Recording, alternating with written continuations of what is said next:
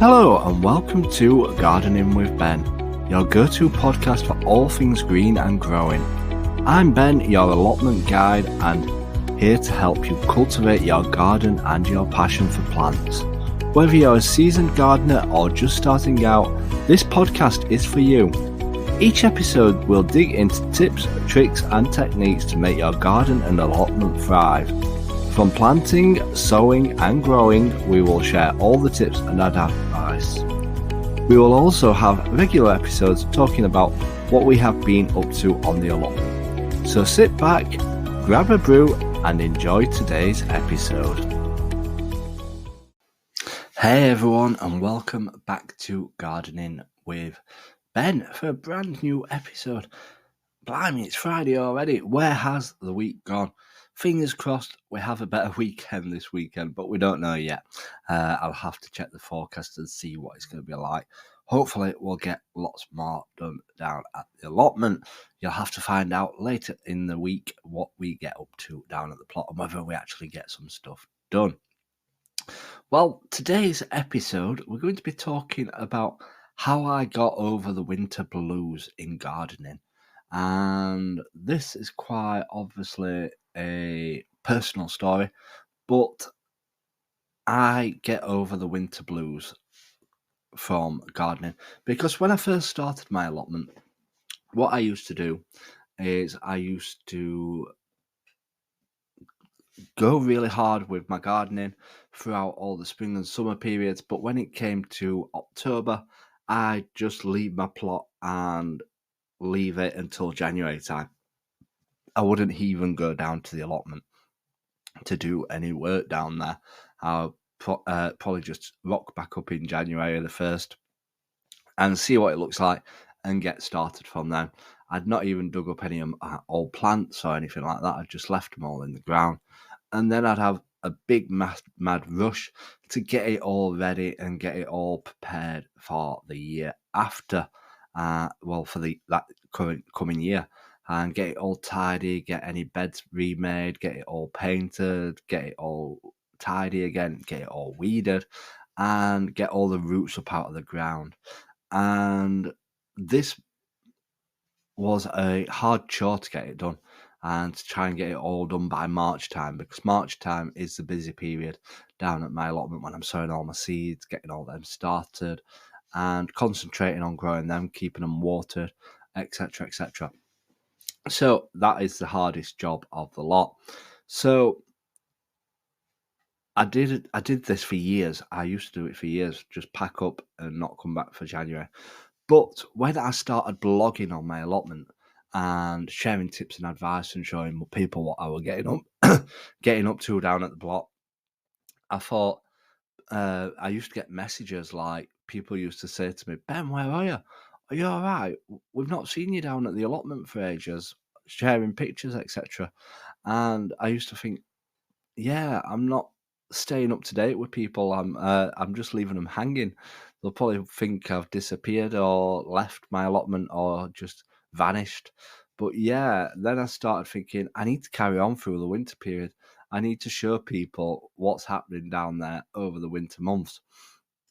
So I started doing my live streams again through the winter period, and I started showing people things that you could grow through the winter. I don't often grow anything through the winter, not much at all. I'll only have some onions in and some garlic in or some broad beans in. I won't have a lot of things growing down at my allotment because I use it now as a time for sorting out all my plot and getting it all tidy and ready for the next year. And as soon as the produce starts to die come October time, when it gets a bit colder and when things have stopped producing any vegetables like your pumpkins and your squashes and stuff, I'll start digging them up and clearing the beds straight away. And the quicker I get all my plot cleared, ready for the year, for the next year, I've ticked it off. I've got about 18 beds altogether. They're all pretty much the same size.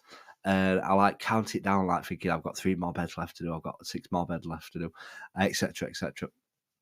And once I've cleared all my beds, I'm I know that I've done the biggest part of my plot and tidying all them up, because as well, I have a lot of issues with bindweed on my plot, and I can't really dig into the ground to get all the bindweed roots out while things are growing in that bed, because bindweed will travel all over the place, and you can't really get it out without actually getting a fork in there and getting all the pieces out and giving it a good turnover to get every little piece out. So come October time, November time, when I'm digging them over, I'll get most of the bindweed roots out. Yes, I'll get some more growing in it probably over the winter period, but it won't grow as fast, and I'll just keep turning them over every month or so to get as much out as possible for the year ahead. So I'll get all that done, and I actually enjoy winter now. Winter's one of my best times down at the allotment. So before, like, I obviously used to pack it up and not come back till January. Now I absolutely love being down there in the winter. Not because I'm growing anything, but because I'm building stuff and getting involved in making it look fancy for the year after. Not that it looks fancy, it just looks fancy to me. But yeah, I absolutely love winter now. And since obviously, like I say, I've started gardening through the winter months, I get excited because I'm planting all my winter bulbs for springtime. I'm tidying all my shed up. Obviously, I'm doing maintenance on it now that I've had storm damage. But yeah, we make it stronger and hopefully last a few more years. um, I sweep all my paths down. I trim all my shrubs back. I sort out all my fruit trees for the year after. But yeah, I absolutely love the winter period now being down there. Yes, it may be freezing cold, and yes, I didn't do anything down at the plot hardly last weekend. But some days I absolutely love it, and I do love the frosty mornings as well down there, and just enjoying being down there. But winter has to be one of the best periods down at the allotment. I enjoy having a good fire going because Alan, I'm a wood hoarder. I don't know if you're the same. I just store wood down at my allotment. My shed's full of it, that much full that the cats used it as part of their nest when they were when they were got some kittens down in my shed. They were all hidden behind it.